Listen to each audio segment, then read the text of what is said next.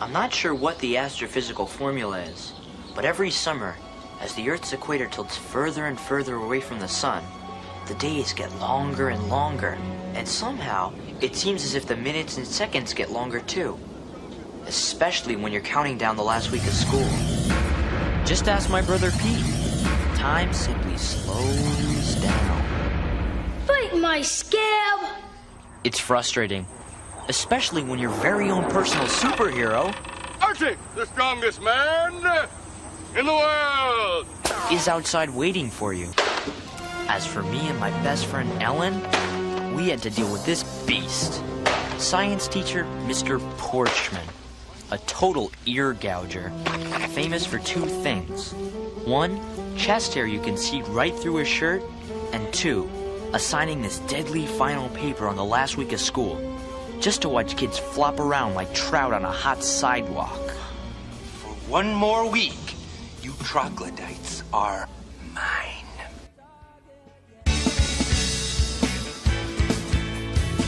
It's mighty strange. You looking at the leafy range. I can't say that you're in bed. Or have you picked your target yet? It's in there. Don't your dog bite? It's in there.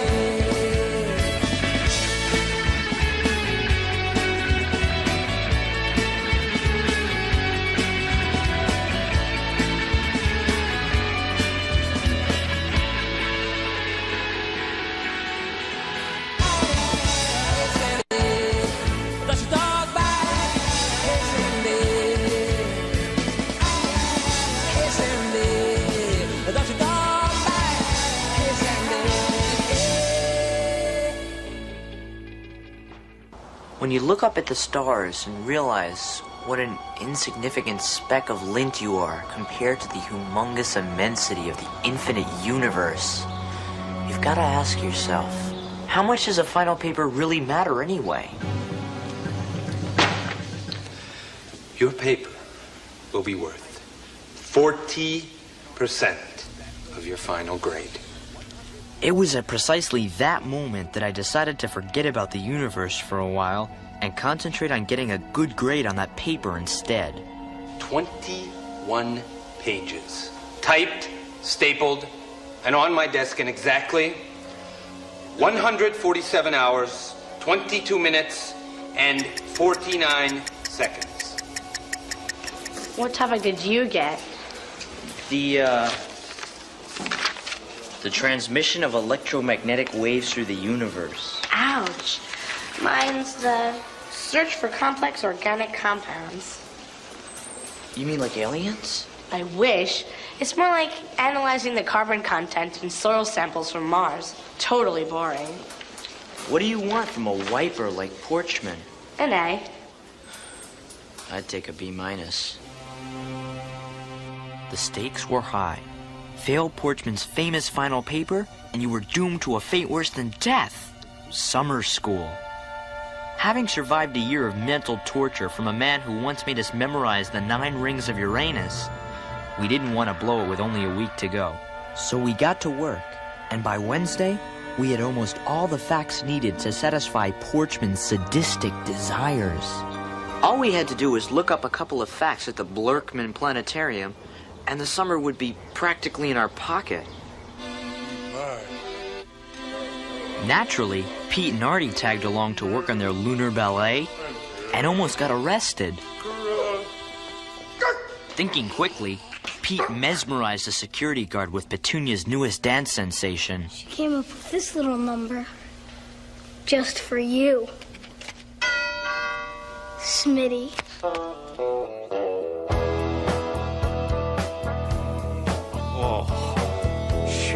baby. After that, the planetarium was at their mercy. As for us, we were minding our own business at the Big Bang exhibit when this geek from our science class started following us. Oh, it's Joe Jones. I think every school has its own Joe Jones. You know the type.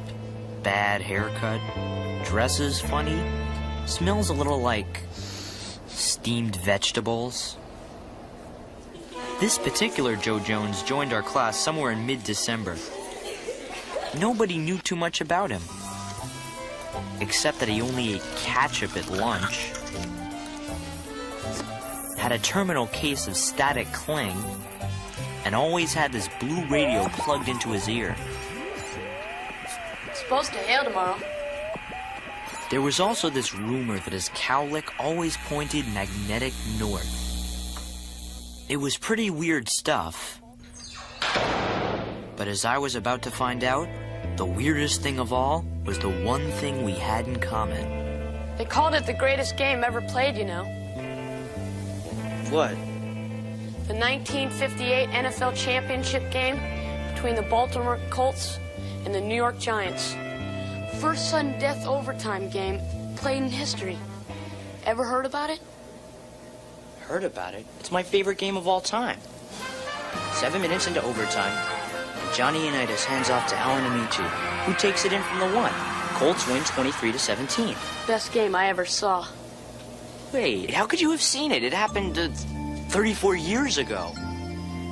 Of course I didn't actually see it. I just read about it in a book. You want to know something interesting? Right here in this star system, 365 billion miles away, that game was just played for the very first time. What do you mean? It's simple. Joe explained that after the 1958 game was over, the TV waves that carried the broadcast kept going out deeper and deeper into space. After 34 years of traveling at the speed of light, the waves had gone far enough to bring the game to the Alpha Centauri star system. Wow. So that means if there's intelligent life out there, they would have just seen Johnny Unitas play for the first time. Exactly. Johnny U and the Universe. Now that's a research paper I could get into. It's brilliant. You should do it. Right. I like Johnny U, but not enough to risk summer school. You have to, Pete. It's perfect. The first 3 letters in Unitas are the same as the first 3 letters in Universe. Think about it. Johnny U and the Universe. Yeah, I like that. Let me write that down.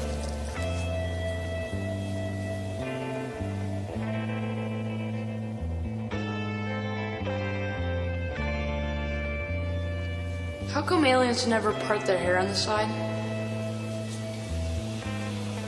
I mean, all this scientific speculation on what aliens are supposed to look like. How come you never see an alien with a hair part? No hair? Exactly my point. I mean, who's to say that aliens don't have afros? Or pigtails? Precisely. I mean, what if there were aliens all over the place, but they looked exactly like us? Wow. They could be anybody. The vice president. Or the Pope. Or what about Porchman? No one's above suspicion. Now that would be quite a research paper. Wouldn't it? I'd call it The Search for Extraterrestrial Life on Planet Earth. I think I know just where I'd start looking, too. Cassie is home. Why don't you do it? Find an alien in our town. Sure. You've got 4 days. Besides, I could help you. Do you remember that huge sonic boom in December? What was that all about? I don't know. Porchman would have a total meltdown. But what about the dogs in this town? Haven't they been acting a little suspicious lately? True. But an alien? Here? I mean, what if we don't find anything? Okay, but what if we do? Besides, Mr. Porchman's a scientist. He'd understand. Ha! Alien life on our planet. What about the Bermuda Triangle? Or Stonehenge?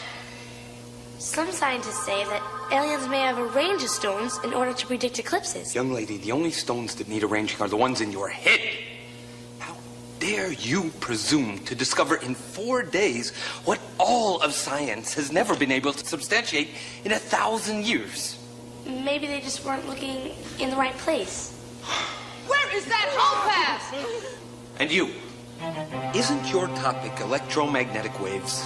It still is, but I want to concentrate on the waves carrying the 1958 Colts-Giants game into outer space. My paper will explore the cosmic connection between Johnny UNITAS and the universe. Oh, no, it won't. It won't? Not unless you want to spend your summer in here with me, studying the gas plasma densities of neutron stars. I suggest you stick to topics that are science fact, not science fiction. Once I started staring at his chest hair, I was a goner. I was powerless. It's gonna take more than chest hair to stop me, I'll tell you that. You still want to do it? Definitely. But what about the almighty Porchman? I don't care. I'm not doing it for him anyway. I'm doing it for science. I'm gonna do it too. For Johnny U. And just like that, in roughly the time it takes a supernova to go critical, we risked everything in the hopes of making our own cosmic connection. Some astronomers begin their intergalactic research with the help of giant radio telescopes. I began mine with a 3-page letter to the great Johnny U. Why was I so obsessed? I'm not sure I can explain it.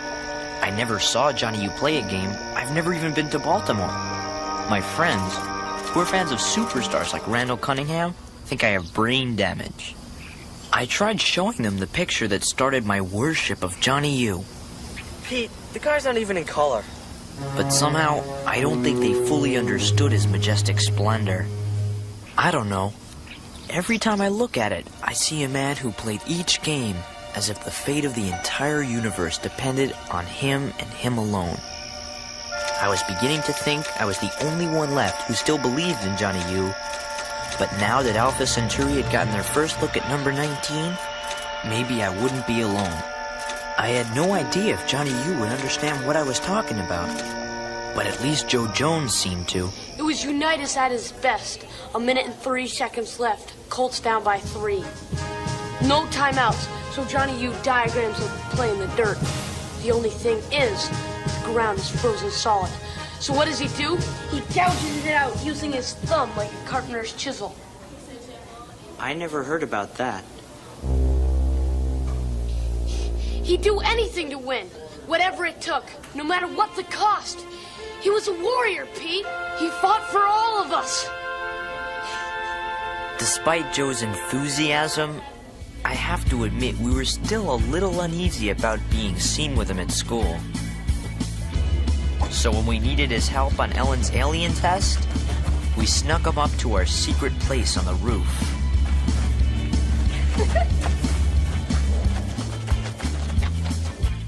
Okay, maybe we should start with basic questions, like, how about this? What color's your mucus? Subtle. Here's an idea. Ask them to hop on one foot. If they're new to this planet, they might not be used to our gravity. Great idea. Once Ellen and Joe had the test figured out, they checked out their other leads. Sure enough, there had been a sonic boom that past December.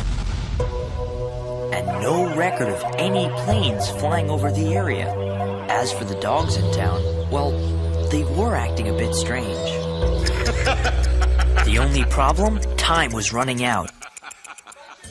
But while the minutes and hours zoomed by for us, time seemed to stand still for poor Artie, who waited for Pete until... Earth to Artie! Earth to Artie! Condition, blue. Hang on, my little Viking! I'm on my way!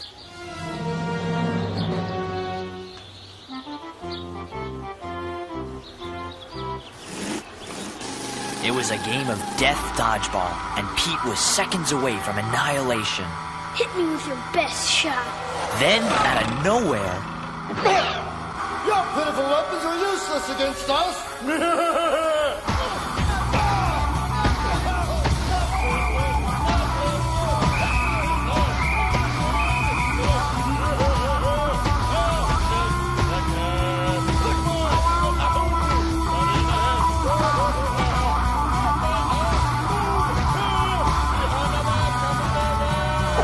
By the the time the dodgeball carnage was over, not a single foe is left standing.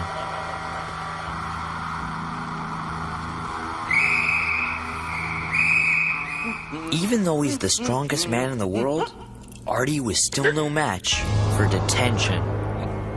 Ellen took advantage of the situation by trying out her alien test on the two most likely candidates on the planet. Okay, I'll say a word and you say the first thing that comes to your mind. Crab cakes, Artie. lemon scented. Let's move on. Ellen was positive that her alien search would end right there in room 116. Regular as refrigerator. 1955. Look at the work, boy. Look at the work.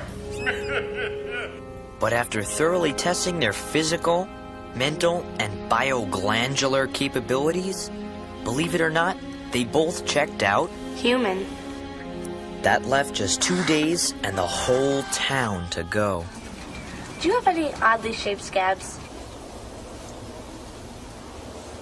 I've got one shaped like a bunny. Describe what you're seeing. Rocks. Can you be more specific? Big rocks. Is there anything about yourself that you consider abnormal? Abnormal? No, I don't think so.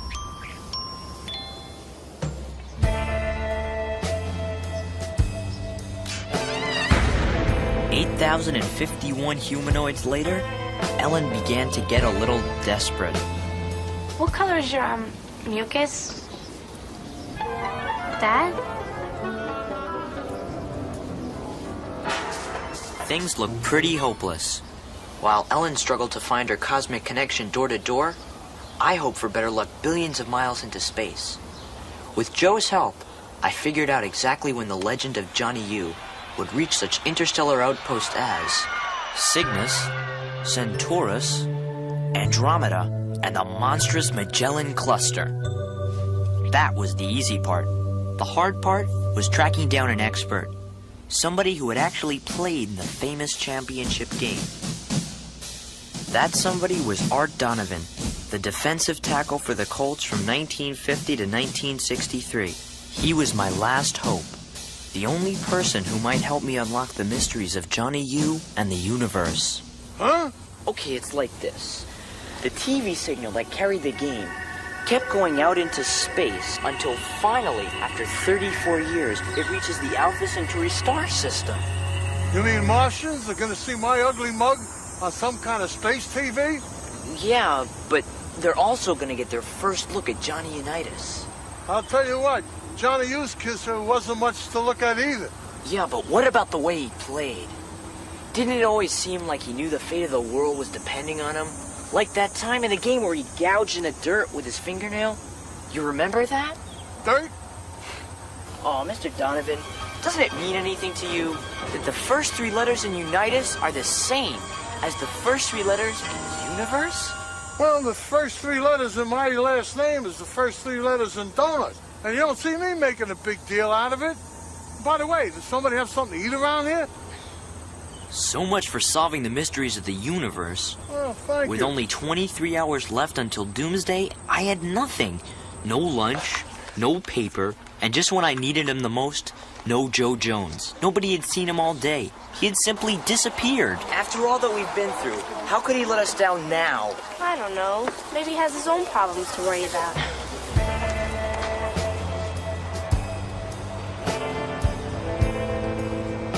With summer school staring us right in the face, our last chance was to test each other and hope for the best. Human, right? Pretty much. Now test me.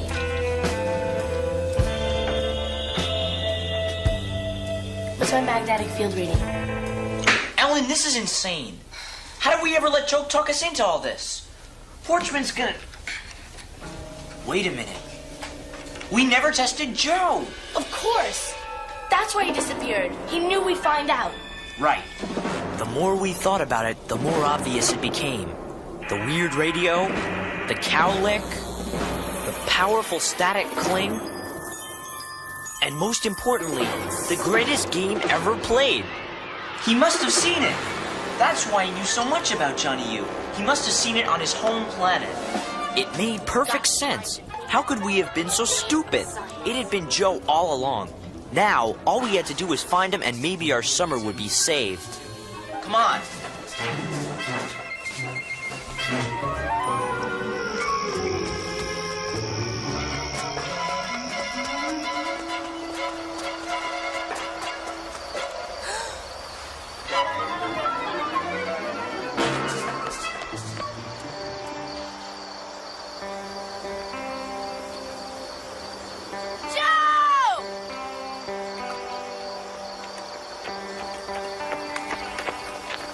Joe!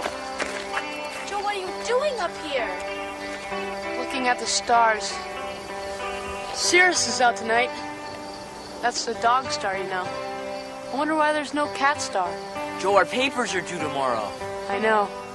I haven't even started mine yet. You got us into this, Joe. Now you've got to get us out. I'm sorry. I can't. Yes, you can, Joe. Just answer a few questions. We won't tell anybody. We promise. What about Mr. Porchman? Your final papers? We're not doing it for Porchman. There was no turning back now. The only thing left to do was give Joe the test.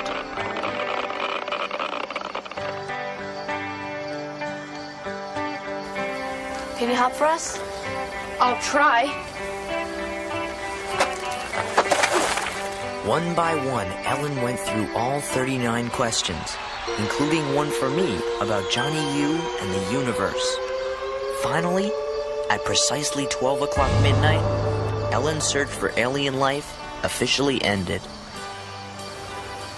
Welcome to Earth, Joe. Joe answered all our questions about where he came from and how he got here. And then, he answered the hardest question of all.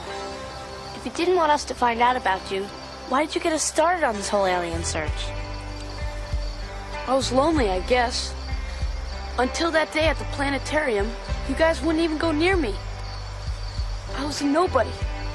But then everything changed. We were a team. I didn't want it to end, but I knew it had to. Sooner or later, you'd find out what I really was. I think we figured out what you were about 2 days ago. You did? Yeah, a friend. And that's how we finally made our cosmic connection. 15, 14. The next day, as Porchman counted down the seconds until doomsday, his chest hair had its same hypnotic power over me. But I had no problem keeping Joe's secret a secret. 7, 6, 5, 4, 3, 2, 1.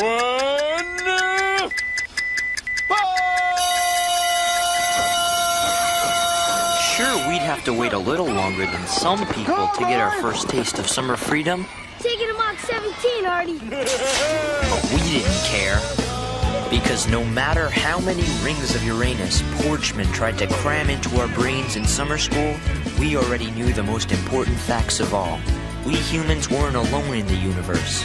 And now that he'd found us, neither was Joe Jones.